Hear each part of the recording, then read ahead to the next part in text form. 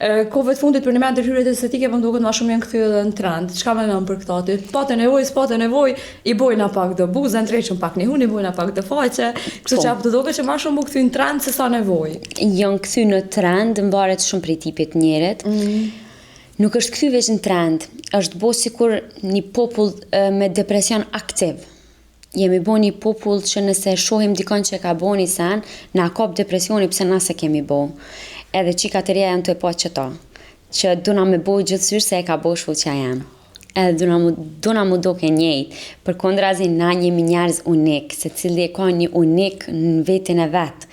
Mrena në shpirtin e vetë, kështu që dush më konë te uniku i vetës tona. Je unik, ty Zotit ka dhënë unik, sa do na ndërhyrjet unikum nisë si nevojë e njerëzve. Edhe menoj që janë nevojë, po çdo sen që te prohet e kalon nevojën, nuk është më nevojë. Prej cilës mosh është e lejushme me bu ndërhyrje? E lejushme është prej 18, po në klinikën tem ka shumë pak që vinë 18, vinë kohën e maturës, po unë si lindë nuk e preferoj me i pranu në 18, ka edhe nër 18, po nuk preferoj me i pranu.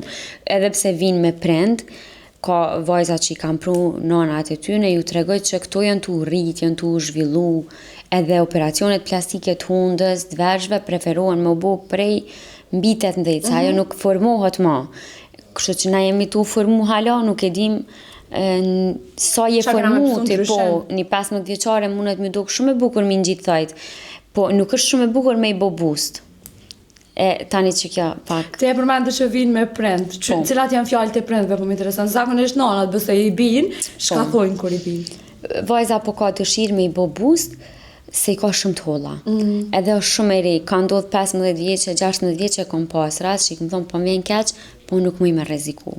Për mu është rezikim, nuk është knatësi me punu me një adoleshente, se ajo as vetë nuk e din kërkesën, ajo nuk din limit, nuk din mjaft, nuk din stop. Kështu që prinde nuk duhet me adhon që atë hapsirin me kërku diçka jashta normale, ose e kuptoj që kanë qef me u konë shoqe me qikat, edhe nana jam u konë shoqe me neve, po shpesh herë thom që në herë sa do që kena tentu me ja thy limitin, ajo ka qenë e ri edhe vetë, po s'na ka toleru. Nuk i ka toleru. Dhe s'ka thonë jo edhe, ja ke po ato sytë e zi, jem shef.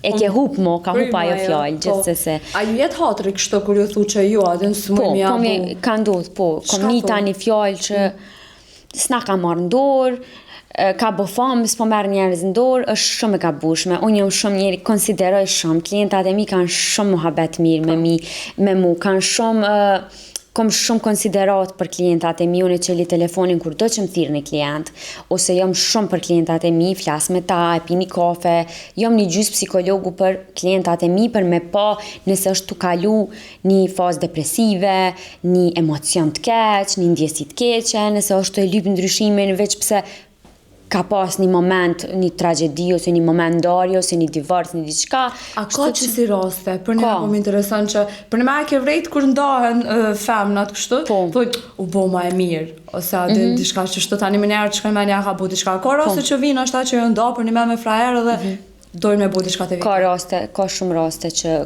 kanë emocione labile dhe të thojnë lind jam da, po du mu do shumë bukur se son të kom e dalë. Edhe ti ulesh fole dhe apet ajo ka menën, po qka jetu mbo?